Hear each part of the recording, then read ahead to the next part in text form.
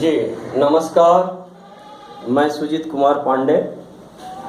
आज हम लोग today we are going to have discuss regarding a poem of class 12, an elementary school classroom in a slum.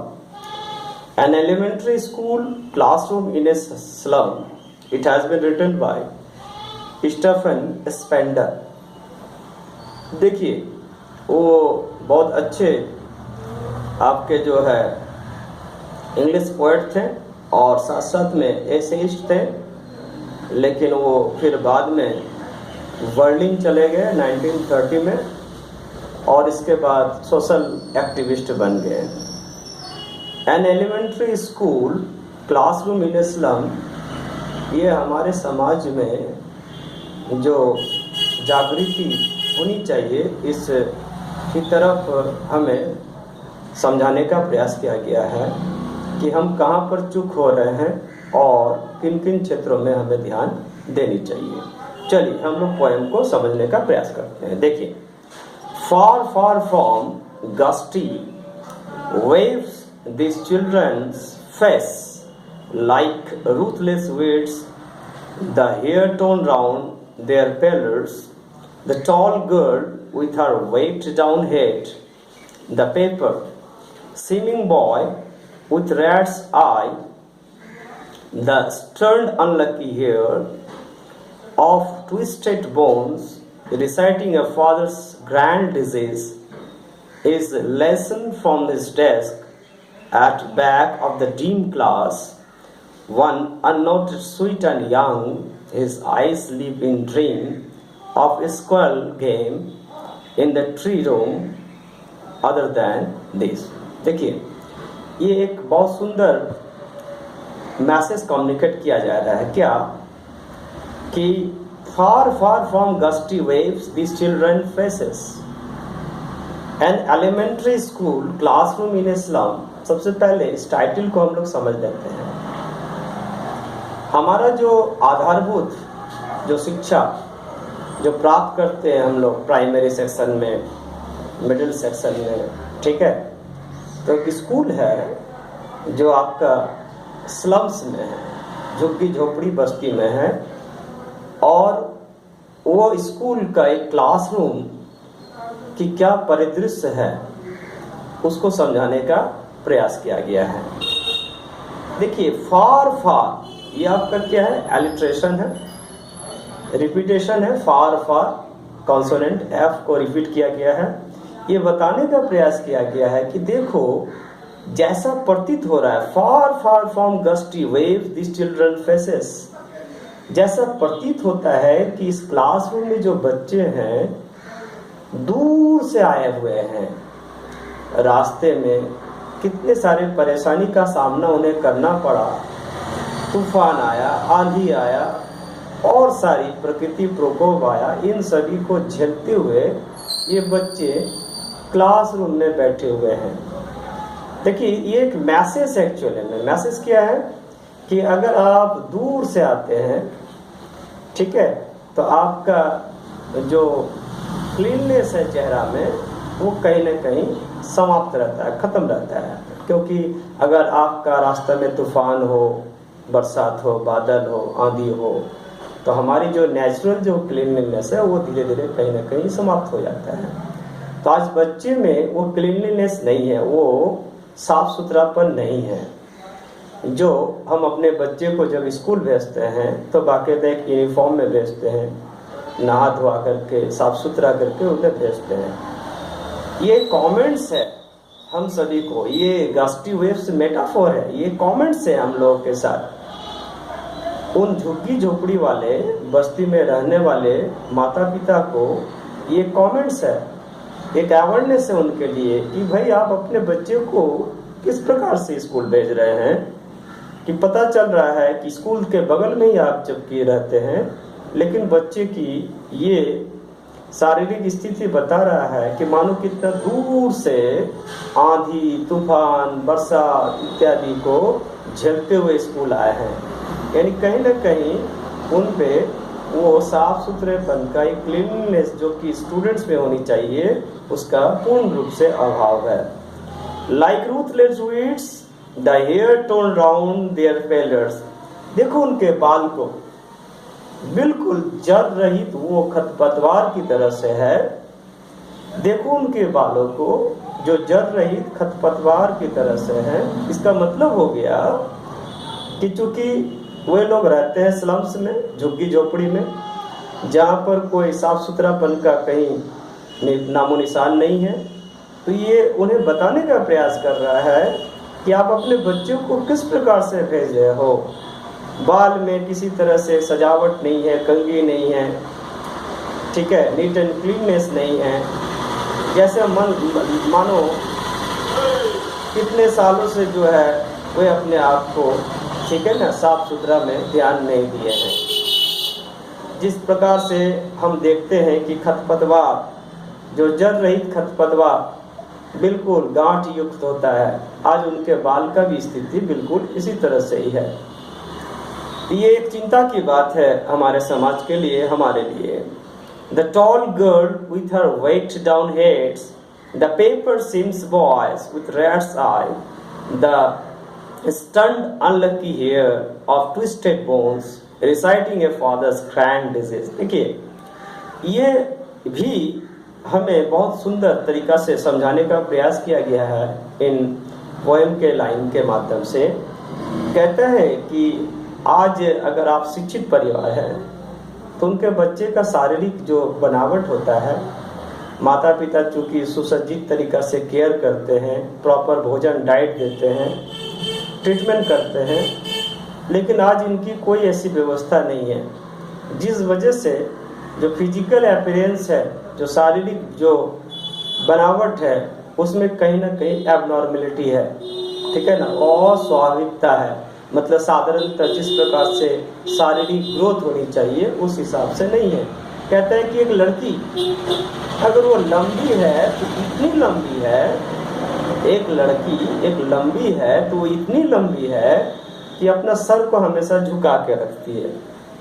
इसका अर्थ क्या हो गया कि वो सर भी नहीं उठा पा रही है, यानी कहीं ना कहीं जो है उसकी जो ये इतनी जो लंबी है, ये भी शारीरिक बनावट में एक एबनॉर्मेलिटी, ठीक है ना, को झलकता है।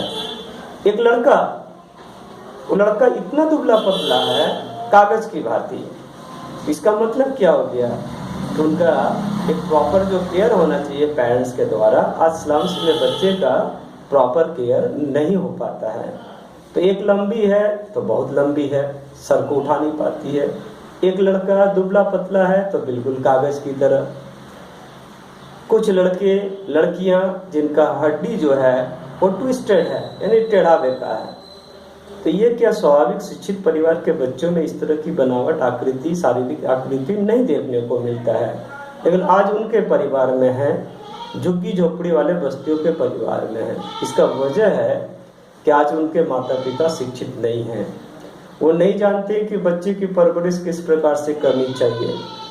उन्हें ये भी पता नहीं कि हमारे बच्चे जो है स्कूल जा रहे हैं, किस प्रकार से उनके सुसज्जित तरीका से उन्हें स्कूल भेजना चाहिए, पोषक तत्व क्या होनी चाहिए, किस तरह से उन्हें भरपेट खिलाना चाहिए, किनकी जो है आवश्यकता है एक शारीरिक ग्रोथ के लिए, इनकी भी जानकारी नहीं है। ये हमें एक चेतना है, हमें एक समझाने का प्रयास किया गया है। देखिए, रिसाइटिंग ए फादर्स नेल्ड डिजीज, सबसे दुख की बात है कि आज वे लोग अगर जन्म भी लेते हैं तो जन्म ले रहे हैं तो बीमारी को लेकर के। एक स्वस्थ परिवार के लिए जरूरी है कि परिवार के सभी लोग शिक्षित हो, तो उन्हें पता है कि बीमारी का वजह क्या हो सकता है, तो बच्चे स्वस्थ होते हैं। आज उनके माता पिता ही अस्वस्थ है, इसका अर्थ क्या हो गया कि बच्चे बीमारी लेकर के ही जन्म लेते हैं। और आप देखो वे जो पढ़ाई कर रहे हैं, इस लेसन फ्रॉम द डेस्क, देखो डेस्क में किताब रख के जो पढ़ाई कर रहे हैं, याद कर रहे हैं, उन सभी बीमारियों को जो बीमारी उनके परिवार के लोगों को पास है, यानी परिवार के लोग भी पीड़ित है, बीमार है, अस्वस्थ है, वही बीमारी वह पढ़ाई के माध्यम से याद कर रहे हैं। देखिए, फिर जो है कवि का ध्यान चला जाता है पीछे में बैठा हुआ एक सुंदर सा छोटा सा लड़का। देखिए उस लड़का का भी हरकत को देखिए, पीछे में बैठा हुआ एक अंधकारमय स्थिति में एक सुंदर सा छोटा सा लड़का। वो लड़का कर क्या रहा है? उसके लड़का में तो स्वप्न है। किस चीज का स्वप्न है? सो देखिए वो स्वप्न में झांक रहे हैं। क्या झांक रहे हैं? देखिए उनका भी एक स्वप्न है, मतलब मैं भी कुछ बनूंगा, कुछ करूंगा, ये स्वप्न है उस छोटा सा बच्चा में। लेकिन वो स्वप्न में एक अपने आप में एक कॉमेंट्स है, एक मजाक है, क्योंकि वो स्वप्न कभी पूरा होना संभव दिख नहीं पड़ता है। क्यों? क्योंकि क्लासरूम, स्कूल अध्ययन का केंद्र होता है। वो लड़का क्या कर रहा है? कहता बगल में ही एक वृक्ष है जहाँ पर स्क्वायरल, गिलहरी, ठीक है, खेल रहे हैं विभिन्न तौर तरीका से, अलग अलग भंगिमाओं से। और उस लड़का का ध्यान उस गिलहरी के हर एक हरकत पे है, जिस हरकत में उसका ध्यान नहीं देना चाहिए, बल्कि उन्हें अध्ययन में ध्यान देना चाहिए। लेकिन उनका अध्ययन में ध्यान नहीं है, उनका ध्यान किधर है? उस गिलहरी की तरफ है।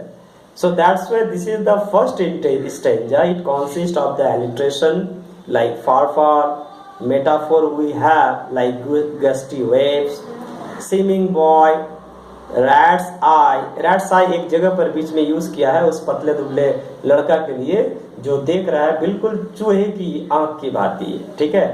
ये भी आपका एक मेटाफोर है, पोएटिक डिवाइसेस है, ठीक है। So that's why the first stanza it's actually okay, it teaches us a lesson that what is the significant should be there in the classroom, but as the students they are belonging from the slums area, that's why they are not knowing what is the cleanliness, what is the role that you are in the classroom and what to do in the classroom. That is how their study is necessary, even though they are not knowing, still they are in the classroom. चलिए अब हम लोग थोड़ा सा आगे बढ़ते हैं और सेकंड स्टेंजा की तरफ हम लोग आते हैं। देखिए सेकंड स्टेंजा में क्या है? On sour cream walls donation Shakespeare said, cloudless at dawn, civilized dome riding all cities, bell flowery trying valleys, open-handed map awarding the world its world. And yet for these children this windows, not this world their world, where all the futures pointed with a fog, a narrow street sailed in with a lead sky, facing from rivers, capers and stars of the world. Second stanza में अगर आप एक poetic device है, कौन सा poetic device है? Metaphor है, ठीक है, मेटाफोर है। सावर cream walls, this is the metaphor.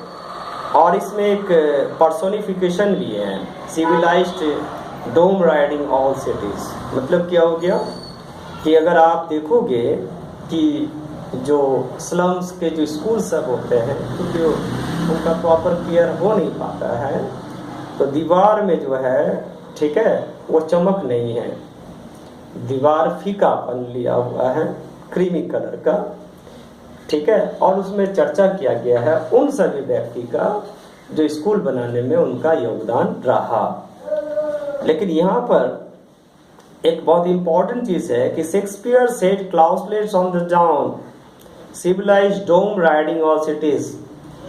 मतलब एक शेक्सपियर्स का कहीं एक आपका जो है नॉवेल्स है, उसमें एक बहुत सुंदर सिनेरियो है, उस सिनेरियो को जो है एक्सेप्ट किया गया है और जो सिनेरियो वहाँ पर टांगा हुआ है उसमें क्लाउड को दिखाया गया है, बादल को दिखाया गया है, एक सुसज्जित तरीका से गुंबद है। वो गुंबद ये बताता है कि उस शहर में सबसे ऊंचा क्षेत्र है, ऊंचा मकान है, ठीक है, उस शहर में। साथ साथ में उस दृश्य में बहुत सुंदर सुंदर फूल को दर्शाया गया है। एक वैली है, एक घाटी है जिसका नाम है आपका टायरलेस, और बगल में, ठीक इस दृश्य के बगल में एक मैप है, मानचित्र है। ये मानचित्र इन बच्चों के काम का नहीं है, क्यों काम का नहीं है?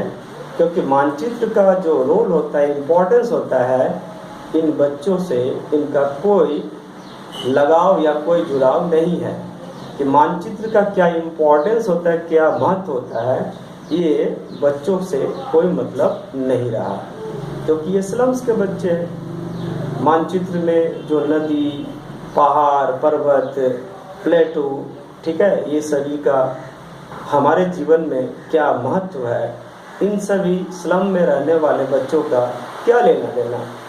क्योंकि वो तो सिर्फ जानते हैं कि सुबह हुआ है और शाम होने वाला है, फिर सुबह होगा, और इस प्रकार से दिन हमारा चलता चला जाएगा। उन पे वो जागृति नहीं है कि हमारी भी कुछ रेस्पॉन्सिबिलिटी रहना चाहिए, है, ये नहीं है। Children, this Windows not the world they want. आप देख सकते हो स्कूल में एक विंडो है, लेकिन विंडो से वो दुनिया को समझने का प्रयास नहीं कर रहा है। विंडो से हर एक वो चीज़ झांकने का प्रयास करता है जो चीज़ उनके जीवन से कोई मतलब नहीं रहता है। Where all their futures painted with a fog। आप देखो उनका भविष्य क्या है? धुंधला है। क्योंकि अगर एक सच्चा और अच्छा भविष्य बनाना है तो उसके लिए हमें एक अच्छी तरह से अध्ययन होनी चाहिए, दुनिया को समझने की क्षमता होनी चाहिए। आज उनके पास कुछ नहीं है, कौन बताएगा? परिवार अशिक्षित, सिर्फ वो स्कूल आते हैं एक रूटीन पे करने के लिए, और बिल्कुल ये स्पष्ट रूप से बताने का प्रयास किया गया है इस मेटाफोर के द्वारा, futures painted with A fog, मतलब भविष्य अंधकारमय स्थिति में है। A narrow straight street filled in with a lit sky, far far from rivers, caves and stars of the world। उनका घर इधर है, एक सकरा गली की तरफ में, मतलब जहाँ पर झुग्गी झोपड़ी का कभी उनका छत हुआ करता है आसमान।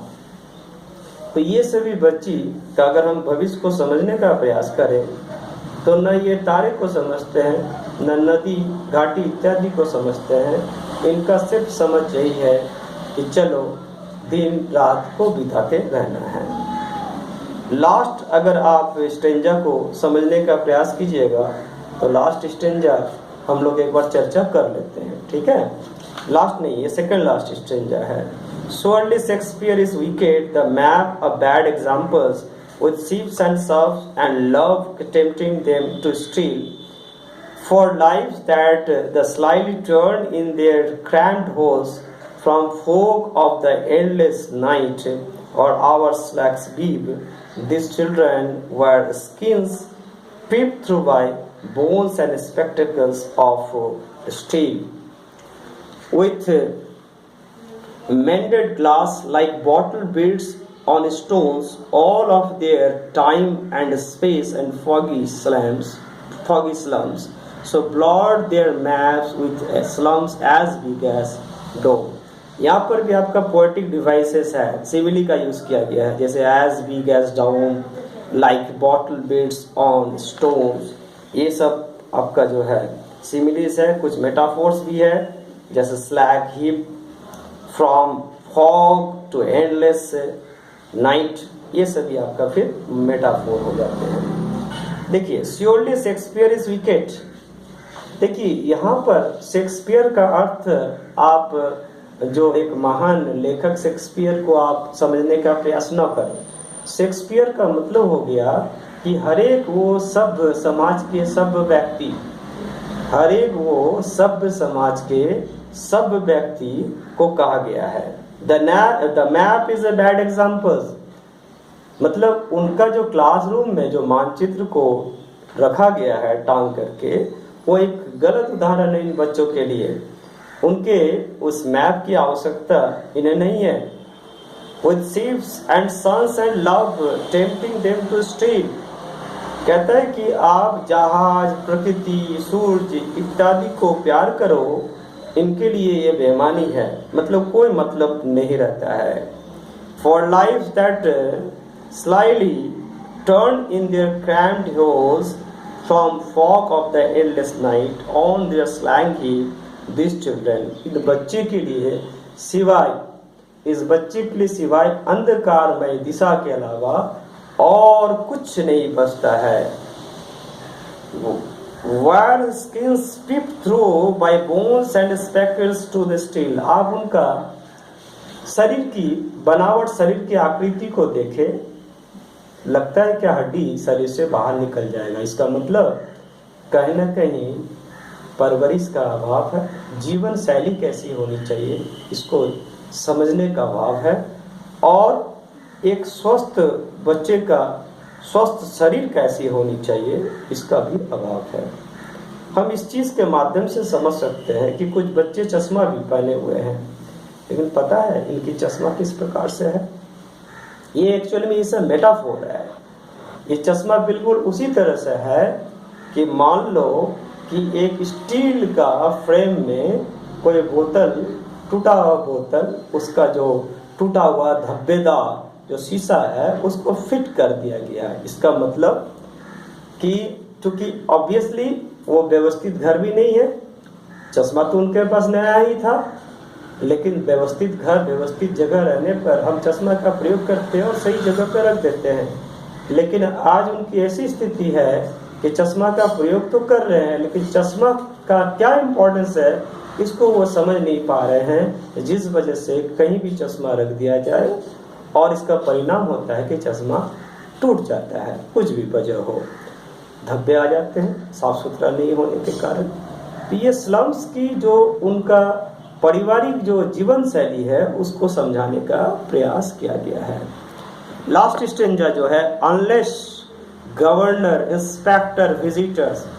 देखिए ये जो first line of the last stanza जो है ये आपका एसाइन डेटोन है. एसाइन डेटोन का मतलब हो गया कि हमें जो पोएटिक डिवाइस यहाँ यूज किया गया है कहीं ब्रेक नहीं है, एंड का एक प्रयोग होना चाहिए था, जैसे unless governor inspector and visitors. लेकिन एंड का प्रयोग हमने इसलिए नहीं किया कि हर एक वो व्यक्ति जो व्यक्ति उनके स्कूल में भ्रमण करने के लिए आते हैं, देखने के लिए आते हैं, स्कूल को समझने का प्रयास करते हैं, क्या स्थिति है शिक्षा का, बच्चों का, ये जानने का प्रयास किया जाता है, तो उनके बारे में चर्चा किया गया कि गवर्नर आते हैं, इंस्पेक्टर आते हैं, विजिटर्स आते हैं.